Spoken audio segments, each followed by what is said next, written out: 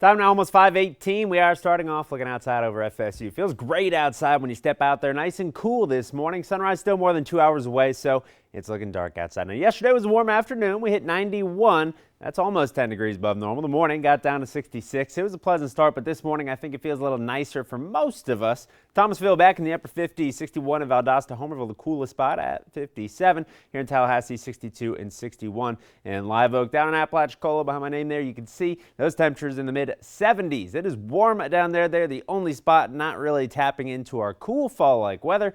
Most of us looking at cooler temperatures than yesterday by about 3 to 5 degrees. So again, that's noticeable as you step outside. You can thank this right here. There's water vapor imagery. That brown sandy color is dry air. That dry air cools off much more efficiently. So here in the Big Bend and down through the peninsula, they're starting to see some lower temperatures as well. Not exactly as cool as we've got here, but again, we're going to take what we can get. Other parts of the country down in the single digits this morning dealing with snow. Again, they might laugh at us for calling this chilly, but feels good.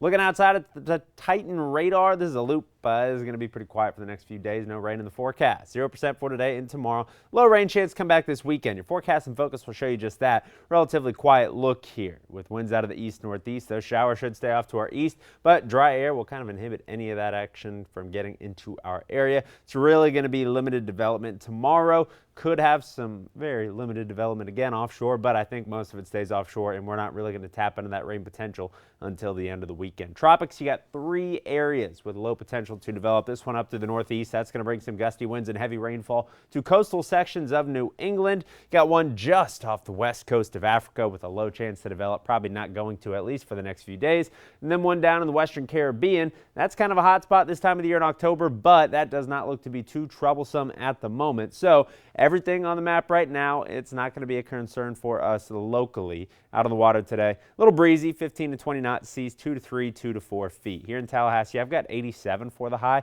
Not a bad 87 though, with humidity on the lower side and lots of sunshine with winds from the northeast. Overnight, back in the mid-60s. So if you got Friday night plans, heading out to some high school football games or whatever it may be, it's going to be a pleasant evening with those temperatures dropping after the sun goes down. Most of your forecasts real consistent. Rain chances do look to spike by the middle of next week with a passing cold front, which might help usher in some more cooler and drier air by the end of next week.